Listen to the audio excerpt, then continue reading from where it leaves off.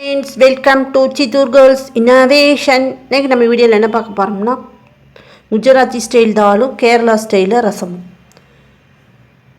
பருப்பு வந்து எப்பவும் போல் நல்லா வேக வச்சு எடுத்துக்கோங்க. குஜராத்திஸ் வந்து இந்த தால் வந்து ரொம்ப லைக் பண்ணி சாப்பிடுவாங்க. நான் கூட ஷேர் பண்ணிக்கிறேன். கேரளாவிலேயும் இந்த ரசம் ரொம்ப ஃபேமஸ்ஸு, நான் கூட ஷேர் பண்ணிக்கிறேன். நல்லா டேஸ்ட்டாக இருக்கும் ரெண்டுமே. ரசம் பருப்பு வந்து இனிப்பும் புளிப்பும் கலந்த மாதிரி ஒரு டேஸ்ட்டில் அவங்க செய்வாங்க. ரசமும் அதே மாதிரி இனிப்பும் புளிப்பும் கலந்த மாதிரி இருக்கும். நம்ம லெமன் யூஸ் பண்ணிவிட்டு வந்து ரசம் செய்ய போகிறோம். இங்கே டேம்பரின் யூஸ் பண்ணிவிட்டும் செய்யலாம் புளி. ஆனால் லெமன் யூஸ் பண்ணிவிட்டு செஞ்சிங்கன்னா இன்னும் டேஸ்ட் சூப்பராக இருக்கும். பருப்புக்கு வந்து என்னெல்லாம் இன்க்ரீடியண்ட்டுன்னு ஒவ்வொன்றா பார்த்துடலாம். ஆயில் வந்து 2 டேபிள் ஸ்பூன் வந்து ஒரு பேனை நல்லா சூடு பண்ணிவிட்டு சேர்த்திக்கோங்க.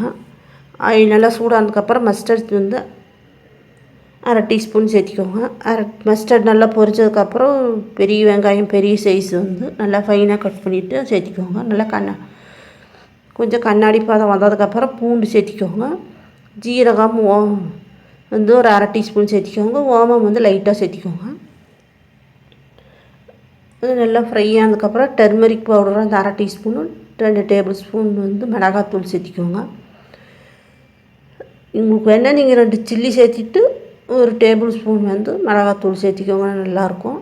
நான் வந்து சில்லி வந்து ஆட் பண்ணலை.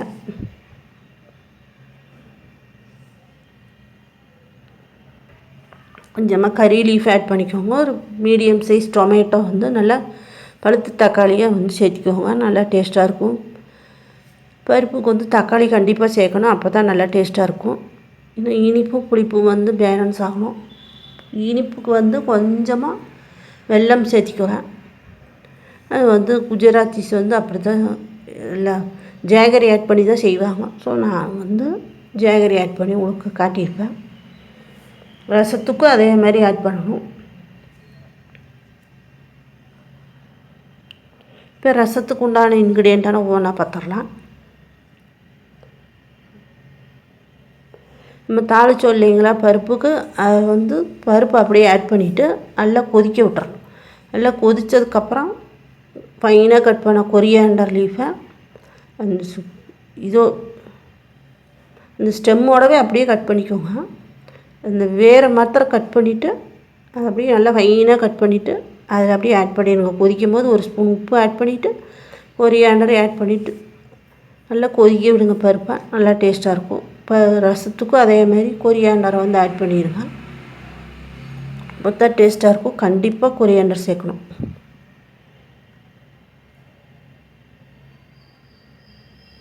ரசத்துக்கு வந்து என்னென்ன இன்க்ரீடியன்ட் பார்க்கலாம். கொஞ்சமாக பெப்பரும் 1 ஸ்பூன் ஜீரகத்தையும் வந்து ஒரு தடுக்கா பேனில் வந்து ட்ரை ரோஸ்ட் பண்ணிக்கோங்க. நல்லா ட்ரை ரோஸ்ட்டாக லைட்டாக வந்து ஜீரகம் வெடிக்கும், பெப்பர் வந்து லைட்டாக சூடாகிடும். அப்புறம் அப்படியே அதை ஆட் பண்ணிவிட்டு ஒரு கல்லில் போட்டு நல்லா இடிச்சுக்கோங்க. அதே தடுக்கா பேனில் 1 டேபிள் ஸ்பூன் எண்ணெய் விட்டுக்கோங்க. கொஞ்சமாக மஸ்டர்ட் சேர்த்திக்கோங்க. மஸ்டர்ட் நல்லா பொரிச்சதுக்கப்புறம் பெருங்காயம் வந்து ஒரு பெரிய பீஸ் சேர்த்திக்கோங்க. அது நல்லா ஃப்ரை ஆனதுக்கப்புறம் ஒரு 4-5 பல்லு வந்து பூண்டை நல்லா தட்டிட்டு சேர்த்திக்கோங்க.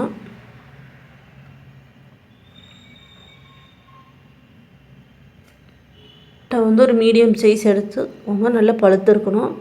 அது வந்து நல்லா ஹாட் வாட்டரில் போட்டு நல்லா ஃபைனாக கட் பண்ணிவிட்டு கொதிக்க வைங்க. நல்லா கொதித்ததுக்கப்புறம் மேஷ் பண்ணிவிட்டு அப்படியே வந்து அதை அந்த பருப்பு தண்ணியில் வந்து ஆட் பண்ணிடணும். நம்ம பருப்பு தண்ணி வந்து ரசம் வைக்கிறதுக்கு வந்து யூஸ் பண்ணுறதுனால 2 கப்பு வந்து பருப்பு கண்டிப்பாக யூஸ் பண்ணணும். 4-5 பேருக்கு சர்வ் பண்ணலாம். பவுடர் வந்து ஒரு 1/2 டீஸ்பூனு, சில்லி பவுடர் வந்து 1 டேபிள் ஸ்பூனு சேர்த்திக்கோங்க. காரம் கரெக்டாக இருக்கும் ரசத்துக்கு. ஒரு லெமன் வந்து பெரிய சைஸ் வாங்கிக்கோங்க. நல்லா வந்து எல்லா பக்கம் ரொட்டேட் பண்ணிக்கோங்க. நல்லா பழுத்து இருக்கணும் ஃபஸ்ட்டு. இப்போ தான் நல்லா ரசம் வந்து டேஸ்ட்டாக இருக்கும். பருப்பு தண்ணி எடுத்தோம் இல்லைங்களா ரசத்துக்கு, அதில் வந்து பருப்பில் கொஞ்சம் தண்ணி இருந்தால் ஓகே, நிறைய தண்ணி விட்டுற வேண்டாம். ஓரளவுக்கு வந்து திக்காகவும் இல்லாமல் தண்ணியாகவும் இல்லாமல் நல்லா டேஸ்ட்டாக இருக்கும் ரசம். தேவையான அளவு தண்ணி ஊற்றிக்கோங்க. நல்லா கொதிக்க விட்டுட்டு உப்பு சேர்த்திக்கோங்க 1 ஸ்பூனு. இந்த லெமன் வந்து ஸ்டவ் ஆஃப் பண்ணிவிட்டு கடைசியாக சேர்த்திக்கோங்க. நான் வீடியோவில் உங்களுக்கு காட்டியிருக்க மாட்டேன். ஸோ அதனால் வீடியோவில் பார்க்கும்போது உங்களுக்கு தெரியும். வீடியோக்குள்ளே போகிறக்கு முன்னாடி நம்ம சேனலை சப்ஸ்கிரைப் பண்ணலாம். சப்ஸ்கிரைப் பண்ணிக்கோங்க. பக்கத்தில் இருக்க பெல்லை ப்ரெஸ் பண்ணிக்கோங்க. லாஸ்ட்டாக வந்து ஜாகரி ஒரு பீஸை வந்து நல்லா உடச்சிட்டு ரசத்தில் வந்து சேர்த்திருங்க. நல்லா டேஸ்ட்டாக இருக்கும். போகிறக்கு முன்னாடி நம்ம சேனலை சப்ஸ்கிரைப் பண்ணலாம். சப்ஸ்கிரைப் பண்ணிக்க பக்கத்தில் இருக்க பெல் ஐக்கானை ப்ரெஸ் பண்ணிக்கோங்க. அப்போ தான் நான் போடுற வீடியோ உங்களுக்கு நோட்டிஃபிகேஷனாக வரும். அங்கே வீடியோ போகலாம். 2 டேபிள் ஸ்பூன் எண்ணெய் சேர்த்தியாச்சு. கடுகு சேர்த்தியாச்சு. கடுகு நல்லா பொரிஞ்சதுக்கப்புறம் வெங்காயம் சேர்த்திக்கலாம். வெங்காயம், தக்காளி, கறி லீஃப், டொமேட்டோ, கறி லீஃப் போட்டாச்சு, கார்லிக் போட்டாச்சு, ஜீரகம் ஓமம் போட்டாச்சு, இப்போ டொமேட்டோ போட்டாச்சு, மஞ்சத்தூள், மிளகாத்தூள், இப்போ பருப்பு ஊற்றியாச்சு. நல்லா கொதிக்கட்டும். 1 ஸ்பூன் உப்பு சேர்த்திக்கலாம். கொஞ்சமாக மிளகு, 1 ஸ்பூன் ஜீரகத்தை இது மாதிரி வறுத்துக்கலாம். கல்லில் சேர்த்து இடிச்சுக்கலாம். குடிச்சது இந்த ரச தண்ணியில் ஆட் பண்ணிக்கலாம். இது வந்து பருப்பு தண்ணி. இதை வந்து நான் எடுத்துக்கிட்டோம் தனியாக. பருப்பு,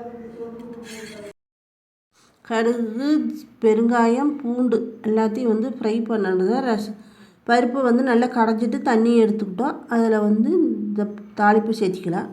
கொரியாண்டர் சேர்த்தியாச்சு. தக்காளி சேர்த்திருக்கிறோம். இப்போ மஞ்சத்தூள் சேர்த்திக்கலாம். தேவையான அளவு தண்ணி ஊற்றிக்கோங்க. மறுபடியும் மிளகாத்தூள் சேர்த்திக்கலாம். அப்போ தான் உங்களுக்கு வந்து ரசம் கன்சிஸ்டன்சி நல்லாயிருக்கும். இது வந்து லெமன் ஜூஸு. இது வந்து லாஸ்ட்டாக தான் நம்ம ஆட் பண்ணணும். நல்லா கொதித்து ஸ்டவ் ஆஃப் பண்ணதுக்கப்புறம்